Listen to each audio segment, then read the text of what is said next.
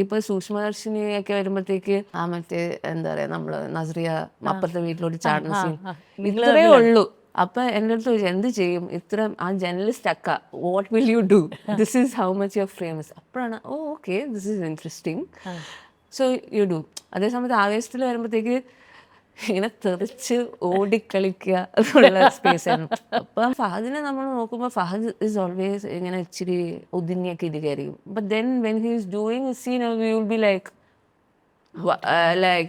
Different energy and everything. I don't know what his process is. Basil എനിക്ക് തോന്നുന്നു ഒരു first bencher ആറ്റിറ്റ്യൂഡുള്ള ഒരു മനുഷ്യനാണെന്ന് എനിക്ക് എപ്പോഴും തോന്നിയിട്ടുണ്ട്.